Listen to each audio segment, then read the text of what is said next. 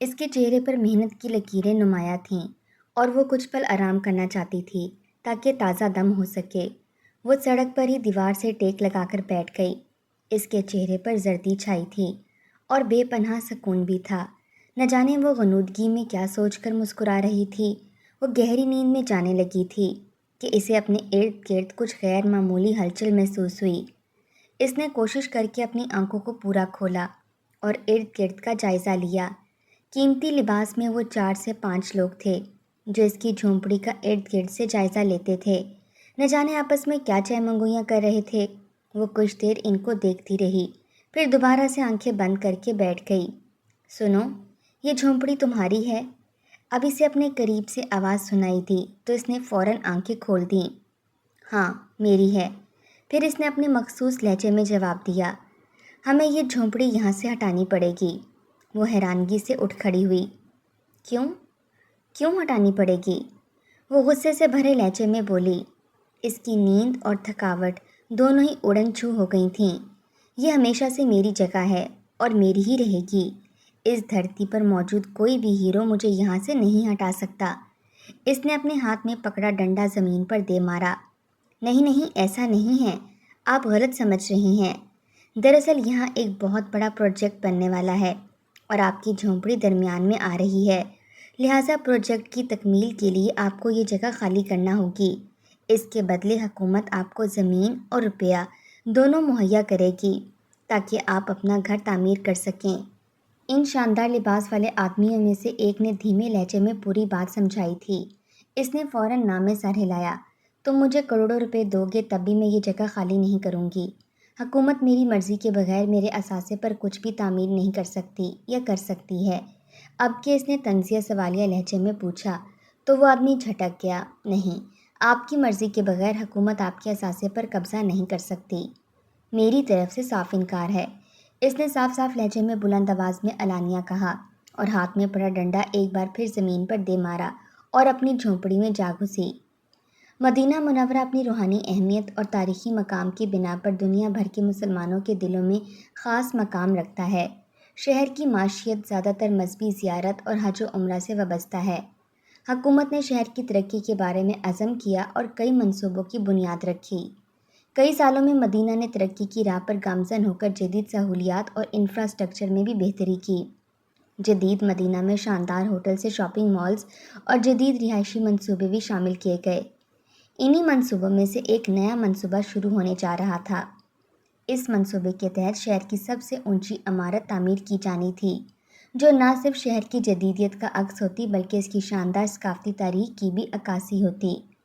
دوسرے ممالک سے آنے والے سیاحوں کے لیے یہ عمارت دلچسپی کا باعث بنتی، جس سے حکومت وقت کو کافی فائدہ پہنچتا اور ملک میں کرنسی کا تبادلہ ہوتا۔ پروجیکٹ کے تمام نکات پر غور و فکر کرنے کے بعد منظوری دے دی گئی تھی۔ زمین کا جائزہ لینے جو ہی کچھ سرکاری ملازم اس جگہ پر پہنچے تو انہیں اس عظیم پروجیکٹ کے رقبے پر ایک چھوٹی سی جھونپڑی دکھائی دی جس میں ایک بوڑھی عورت رہا کرتی تھی۔ مختلف پروجیکٹ کی زمین پر ایسی چھوٹی موٹی جھونپڑیاں آ جایا کرتی ہیں جنہیں اس کی زمین کے بدلے کسی اور علاقے میں زمین دے دی جاتی ہے۔ اسی لیے ان لوگوں نے اس بات کو کوئی خاص اہمیت نہ دی اور جھونپڑی کی مالک عورت کو پروجیکٹ کے بارے میں بتا دیا۔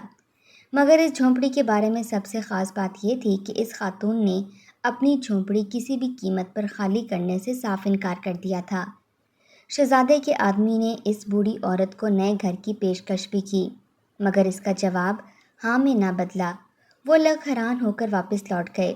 اس وقت تو انہیں ایسا لگا جیسے وہ خاتون غصے میں جھونپڑی خالی کرنے سے انکار کر رہی ہے، مگر پروجیکٹ کی شروعات تک اس کی نہ ہاں میں نہ بدلی۔ انہوں نے اسے زیادہ پیسوں کی پیشکش کی مگر اس نے نہ کر دی۔ وہ پریشانی سے جھونپڑی میں ٹہل رہی تھی۔ اسے کچھ سمجھ نہ آ رہا تھا کہ وہ کیا کرے۔ وہ کسی صورت جھونپڑی خالی نہیں کرنا چاہتی تھی۔ بے چینی کی انتہا پر تھی۔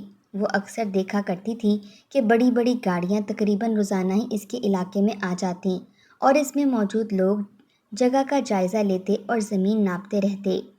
شاید حکومت نے اس پروجیکٹ کی شروعات کرنے کا فیصلہ کر لیا تھا۔ اسے حکومت کے اس پروجیکٹ سے کچھ بھی لینا دینا نہ تھا۔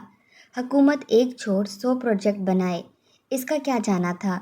ارد گرد دور دور تک حکومت کی اراضی پھیلی بڑی تھی۔ وہاں پر تعمیرات شروع کروا سکتے تھے۔ نہ جانے اس کی ٹوٹی پھوٹی جھونپڑی کے پیچھے کیوں پڑے تھے۔ یہ کہنا غلط نہ تھا کہ اس نے خون پسینہ بہا کر جھونپڑی تعمیر کی تھی۔ اس نے حکومت سے اجازت نامہ لے کر چند برسوں لگا کر یہ زمین بھی خرید رکھی تھی۔ اس کے پاس زمین کے کاغذات اور جھونپڑی بنانے کا اجازت نامہ دونوں ہی موجود تھے۔ تب بھی سرکار اس کو بلا وجہ تنگ کر رہی تھی۔ جانے کیوں یہ لوگ مجھے سکون سے جینے کیوں نہیں دیتے، وہ اکثر سوچتی۔ اس کی راتوں کی نیندیں اڑ چکی تھیں۔ وہ ہر وقت پریشانی سے ارد گرد آتی جاتی گاڑیوں کو دیکھتی اور وہ زمین پر اپنا ڈنڈا مار کر ادھر سے ادھر ٹہلتی رہتی۔ منصوبے کی شروعات ہوئی تو اسے کی جانے والی پیشکشوں میں اضافہ ہوتا گیا۔ اس کا جواب اب بھی وہی تھا جو ہمیشہ سے تھا۔ جب یہ بات شہزادے تک پہنچی تو وہ یہ جان کر سخت غصے کا شکار ہوا۔ وہ خود اس بوڑھی خاتون سے ملنے گیا اور اسے عالیشان محل اور کروڑوں روپے کی پیشکش کی، مگر وہ نہ مانی۔ پریشان حال اور جھونپڑی کے تحفظ کے لیے فکر مند، وہ عورت دن رات اپنی جگہ کا چکر کاٹتی رہتی۔ ارد گرد کی گاڑیاں اور سرکاری افسران کی بار بار آمد نے اس کی نیند کو بالکل ہی حرام کر دیا تھا۔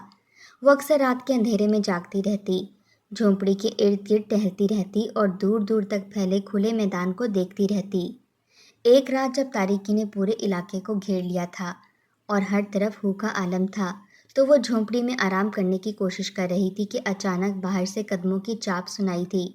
وہ فوراً سے اٹھی اور اپنے ڈنڈے کو مضبوطی سے تھام کر باہر نکل آئی۔ چاندنی رات میں اسے چند لوگ دکھائی دیے جو اس کی جھونپڑی کے قریب کچھ سرگوشیاں کر رہے تھے۔ ان میں شہزادہ بھی شامل تھا۔ اس نے انہیں دیکھ کر تیز لہجے میں کہا، یہاں کیا ہو رہا ہے؟ شہزادے نے آگے بڑھ کر نرم لہجے میں کہا، اماں جی، میں آپ سے ایک آخری بار بات کرنے آیا ہوں۔ میں جانتا ہوں کہ آپ کی جگہ آپ کے لیے بہت اہم ہے، مگر یہ پروجیکٹ بھی ملک کے لیے بہت اہم ہے۔ ہم نے آپ کو ہر ممکن پیشکش کی ہے۔ ہم آپ کو نئی جگہ بھی دے سکتے ہیں اور آپ کی زندگی کو بہتر بنانے کے لیے ہر ممکن کوشش بھی کریں گے۔ عورت نے سخت لہجے میں جواب دیا، شہزادے، میں نے کہا نا کہ میں اپنی جھونپڑی کسی قیمت پر نہیں چھوڑوں گی۔ یہ جگہ میری زندگی کی کہانی کا حصہ ہے، میں اسے کسی بھی قیمت پر نہیں بیچ سکتی۔ شہزادہ اب کی بار تھوڑا مایوس ہوا تھا۔ ماں جی، ہمیں اس پروجیکٹ کو مکمل کرنا ہے۔ کیا آپ ہمیں اتنا بتا سکتی ہیں کہ یہ جگہ آپ کے لیے اتنی خاص کیوں ہے؟ عورت نے شہزادے کی آنکھوں میں دیکھا اور ایک لمحے کے لیے خاموش ہو گئی۔ پھر اس نے ایک لمبی سانس بھری اور گویا ہوئی، یہ جگہ صرف ایک جھونپڑی نہیں ہے، یہ میری زندگی کی محنت کا نتیجہ ہے۔ میری تمام زندگی اسی جھونپڑی کی مرہون مند ہے۔ یہاں میری ماں نے میرا ہاتھ پکڑ کر اپنی زندگی کی آخری سانسیں لی تھیں۔ اسی جگہ میرے اپنے پیارے مجھے ایک ایک کر کے چھوڑ گئے تھے۔ یہاں میں نے اپنی زندگی کے بہترین سال گزارے ہیں۔ اسی جگہ نے مجھے زندگی کی مشکلات میں سہارا دیا ہے۔ میں یہاں سے جانا نہیں چاہتی۔ شہزادہ اس کی بات کو غور سے سن رہا تھا۔ اس کا نرم دل ہمدردی سے لبریز تھا۔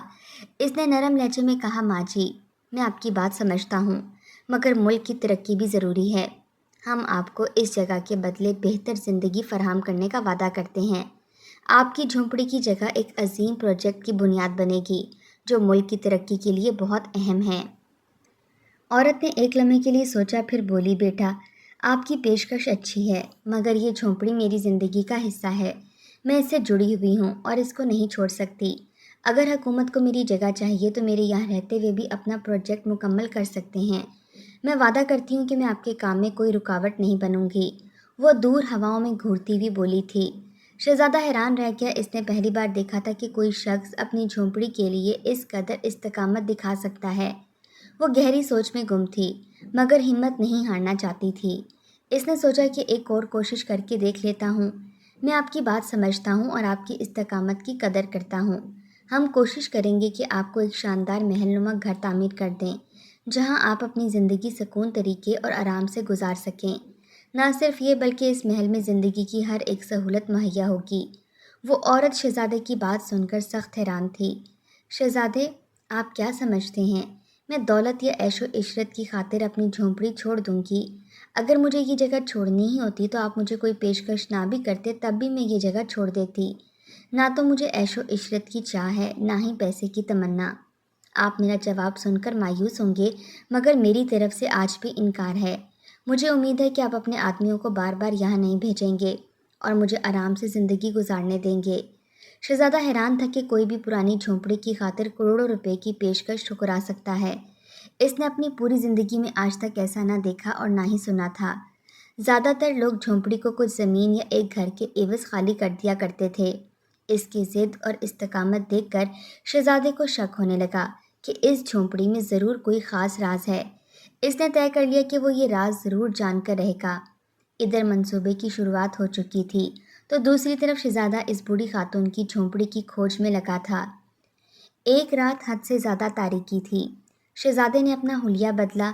इसने अपना कीमती रेशमी सूट उतार दिया और एक सादा सा सफ़ेद कॉटन का सूट पहन लिया। इसने अपने चेहरे को बदलने के लिए सफ़ेद रंग की मूछ दाढ़ी भी लगा ली। अब वो एक आम बूढ़े आदमी की तरह लग रहा था। कोई भी इसे ना पहचान सकता था। रात की इस तारीकी में कम से कम वो बुढ़िया औरत तो बिल्कुल ही ना पहचान पाती। वो इस खातून की झोंपड़ी के नज़दीक चल आया। अब इसे झोंपड़ी के अंदर जाने का तरीका सोचना था। वो झोंपड़ी के बाहर लड़खड़ाकर गिर पड़ा।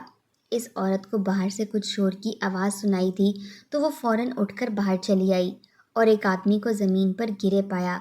वो आदमी कमज़ोर और नकाहत के बायस गिरा पड़ा था। खातून ने इसे पानी पिलाया और इसको सहारा देकर अपनी झोंपड़ी में ले आई और इसे कोने में लगे बिछोने पर बिठा दिया। मैं बहुत दिनों से भूखा हूँ, कुछ खाने को दे दो, शहजादे ने नकाहत से भरपूर लहजे में कहा, तो वो औरत सोच में पड़ गई। उस वक्त इसके पास खाने को कुछ भी मौजूद ना था। दोपहर की सूखी रोटी इसने पानी में डिबोकर कुछ देर पहले ही खाई थी। ताहम इसके पास चंद सिक्के मौजूद थे। इसको मालूम था कि देर रात गई कौन सी दुकानें खुली रहती हैं। ठीक है, मैं तुम्हारे खाने के लिए कुछ लेकर आती हूँ। इसने कपड़ों के ढेर में से एक चादर में बंधे कुछ सिक्के खोले और झोंपड़ी से बाहर चल दी। शहजादा जो अपने पेट पर हाथ रखे कमज़ोरी से लेटा था, इसके बाहर निकलते ही उठ बैठा।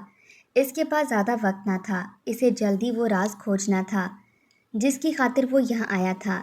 इसने बड़ी तेज़ी से इर्द गिर्द का जायज़ा लिया था। एक कोने में मैले फटे पुराने कपड़ों का ढेर, जबकि दूसरे कोने में पानी का बर्तन और गिलास रखा था। पूरी ज़मीन पर एक मोटा कपड़ा बिछा था। शहजादे को पहली नज़र में तो झोंपड़ी में कुछ खास दिखाई ना दिया।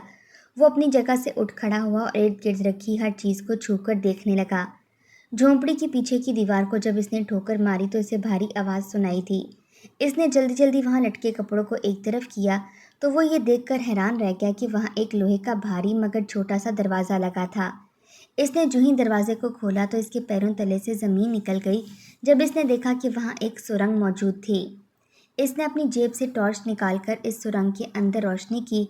इसे लगा था कि दरवाजे के पीछे दीवार होगी या शायद कोई पाइपलाइन वगैरह, मगर वो तो एक लंबी सुरंग थी।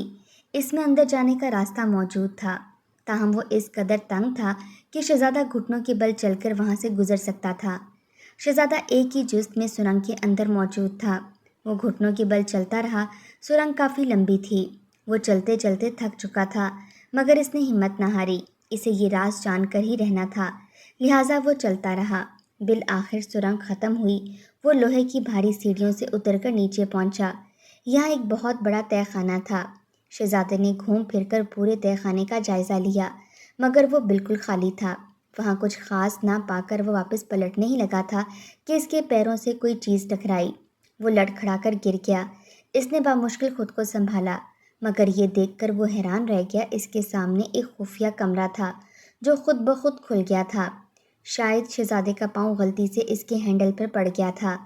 दरवाज़ा इत्तफाकिया तौर पर खुल गया। शहजादा हैरानगी से अंदर दाखिल हुआ। वो कमरा कदीम किताबों, नायाब जवाहरात से भरा पड़ा था। ऐसा लगता था कि ये किसी अजीमुल आलीशान सल्तनत की निशानी थी। शहजादा हैरान होकर एक एक चीज़ को अपनी उंगलियों से छूता आगे बढ़ रहा था। वो औरत कौन थी और इस कदर कीमती और तारीखी सामान इसके पास कैसे आया था? एक बात तो तय थी कि वो इतना सब कुछ चुराकर यहाँ नहीं छुपा सकती थी। यकीनन ये सब इसकी मलकियत था। इस औरत ने अपने आबा अजदाद की निशानियों को महफूज रखने के लिए अपनी सादा झोंपड़ी को छुपने छुपाने की जगह बना रखा था। वो एक एक चीज़ का जायज़ा लेने लगा। यहाँ इस कदर कीमती असासा मौजूद था कि करोड़ों की मलकियत इसके सामने कुछ भी ना थी। तभी इस औरत ने महल और करोड़ों रुपए लेने से मना कर दिया था। शहजादा हैरत से एक एक चीज़ को छू रहा था। इसी असना में इसे अपने पीछे कदमों की आवाज़ सुनाई दी, तो इसने चौंक कर पलट कर देखा। वही बूढ़ी औरत हाथ में डंडा पकड़े इसकी तरफ बढ़ी थी। कौन हो तुम? और यहाँ तक कैसे पहुँचे? गुस्से से इसका चेहरा सुर्ख अंगारा हो रहा था। आप मेरा यकीन करें, मैं आपको और आपके इस कीमती असासे को कोई नुकसान नहीं पहुँचाऊँगा। मैं एक शहज़ादा हूँ, मेरा नाम मोहम्मद अहमद है। मैं गुज़श्ता दिनों आपसे मिलने भी आया था। शहज़ादे ने अपना चेहरा साफ किया ताकि बुढ़िया इसको वाज़िया तौर पर देख सके। शहज़ादे ने नकली दाढ़ी उतार दी। इस औरत ने गौर से शहज़ादे के चेहरे को देखा। वो अब इसको एक ही नज़र में पहचान गई थी। शहज़ादे, आप यहाँ कैसे आ गए? ये राज तो हमने सदियों से छुपा रखा था, मगर अब सब पराया हो जाएगा। लेकिन आप कौन हैं और ये सब आपके पास किस तरह से आया? शहज़ादे ने तजस्सुस से मजबूर होकर पूछा। अब तो मुझे आपको सब कुछ बताना पड़ेगा। वो ढीले कदमों से चलती एक बड़े चबूतरे पर टिक गई। शहज़ादा भी इसके नक्शे कदम पर चलता इससे कुछ फासले पर बैठ गया। मेरा नाम खलवत है। मेरे अबाऊ अजदाद एक ज़माने में इस्लामी सल्तनत अदन के हुक्मरान थे और हमारा ख़ानदान वहाँ हंसी खुशी रहता था और एक बड़े इलाके पर हुकूमत करता था। वो शहर अपनी खूबसूरती और दौलत के लिए ही मशहूर था। अदन का शहर बहरे अहमर के साहिल पर वाक़या था और दुनिया भर के ताजरों का मरकज़ था। हमारे महल की शान और शौकत देखने के लायक थी और हमारे ख़जाने की कहानियाँ दूर दूर तक मशहूर थीं। बहुत से दुश्मनों की नज़र हमारे महल और ख़जाने पर पड़ी थी। दुश्मन सदियों से हमले की तैयारियों में मसरूफ़ थे, बल्कि कई बार हमारे इलाके और महल पर हमला भी कर चुके थे, मगर हमारे ताकतवर सिपाही हमेशा ही इनको मात दे देते। मेरे परदादा उस वक्त सबसे बड़े सिपह सलार और बादशाह हुआ करते थे। एक दिन वो अचानक ही बीमार हो गए और चल बसे। इनकी वफ़ात के बाद सल्तनत को शदीद धचका पहुंचा। इनकी जगह इनके जानशीन ने संभाल ली, मगर वो सब अभी सोग में ही थे कि एक दिन हमारी सल्तनत पर दुश्मनों ने हमला किया। एक तरफ तो हमारे लोग इस हमले के लिए तैयार न थे, तो दूसरी तरफ हमला बहुत ज़्यादा तैयारी के साथ किया गया था। वो एक बड़ी जंग थी जिसमें हमारा ख़ानदान सब कुछ हार गया। दुश्मन ने हमारे महल पर कब्जा कर लिया और सबको मार डाला। हम कुछ लोग बच बचाकर वहाँ से भाग गए और साथ जितना सामान ला सकते थे ले आए, जिसमें कीमती नवादरात का एक बड़ा डब्बा भी शामिल था। हम अपनी जान बचाने के लिए खुफिया रास्ते से फरार हुए जो हमारे अबाऊ अजदाद ने बनवाया था। वो रास्ता हमें महल के तय खाने से निकालकर जंगल के अंदर ले गया। हमने कई दिन और रातें जंगल में बसर की, मगर जंगल में गुजारा करना बेहद मुश्किल था। वहाँ बड़े बड़े जंगली जानवर आबाद थे जो किसी वक्त भी हम पर हमला कर सकते थे। जंगल में अक्सर डाकू बसेरा किया करते थे जिनसे हमारी जानों को सख्त खतरा था। हम वहाँ से शहर का रास्ता ढूंढते ढूंढते इस बड़े गार में आ पहुँचे जो शायद यहाँ किसी ने अपने कुछ कीमती सामान रखने के लिए बनवाया था, मगर उस वक्त वो खाली था।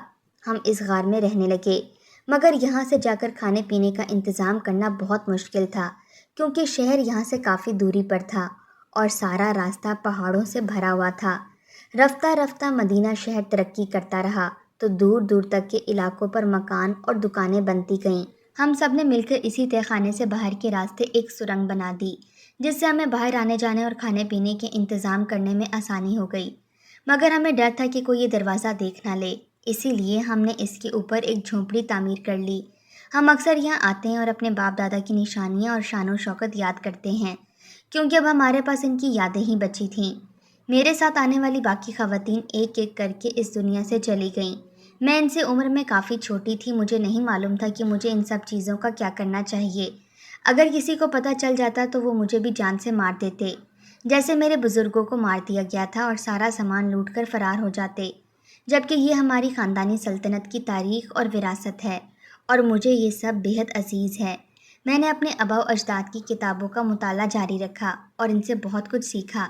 ये ख़जाना और किताबें मेरे आबाओ अजदाद की निशानियाँ हैं और मैं इन्हें संभाल कर रखना चाहती हूँ। मैं अपने प्यारे बुज़ुर्गों की सकाफ़त और तारीख़ को ज़िंदा रखना चाहती हूँ।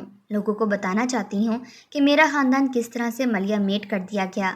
पूरा का पूरा कुंबा एक ही रात में ख़त्म कर दिया गया, लेकिन मैं ये आज तक ना कर पाई।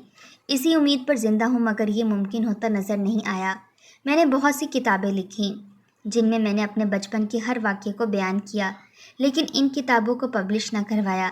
इनमें से बेशतर मैंने ही लिखी हैं। मेरी वालदा ने मुझे लिखना पढ़ना सिखाया था। वो भी जान बचाकर भाग आने वाली औरतों में से एक थीं। शहज़ादा ये सब जानकर सख्त हैरान हुआ। वो सोच भी नहीं सकता था कि एक शहज़ादी ने इस शहर में किस तरह गुमनामी की ज़िंदगी गुजार दी थी। शहज़ादे ने फ़ौरन समझ लिया कि ये ख़जाना इसकी तारीख़ और सकाफ़त के लिए बहुत अहमियत रखता है। اس نے اس عورت کی عزت اور اس کے راز کی حفاظت کا وعدہ کیا اور طے کیا کہ اس مقام کو ایک تاریخی برسی کے طور پر محفوظ کیا جائے گا۔ اس کے بعد اس جگہ پر سب سے اونچی عمارت تعمیر کرنے کا منصوبہ معطل کر دیا گیا اور مدینے کی اس جھونپڑی کو اس کی تاریخی اہمیت کے ساتھ برقرار رکھا گیا۔ شہزادی خلوت کو اور اس کے خزانے کو اپنے ساتھ محل لے گیا۔ خلوت جو کسی سلطنت کی شہزادی تھی، اس نے اپنے بچپن سے لے کر اب تک کیسے فقیروں جیسی زندگی گزاری تھی۔ شہزادے نے خلوت سے وعدہ کیا کہ وہ اس کی مرضی سے عمارت تعمیر کرے گا جس میں عدم شہر اور وہاں کے شہزادوں کی تاریخ محفوظ کی جائے گی۔ خلوت نے اپنی مرضی سے اپنے آباء و اجداد کے محل سے ملتا جلتا اور اپنے شہر جیسی عمارت تعمیر کروائی جو قدیم ریاست کے عجائب گھر کے طور پر بنائی گئی تھی۔ شہزادے کے اس فیصلے نے نہ صرف اس عورت کے دل میں اس کے لیے عزت اور محبت پیدا کی بلکہ مدینے کے لوگوں میں بھی اس کا مقام بلند کر دیا۔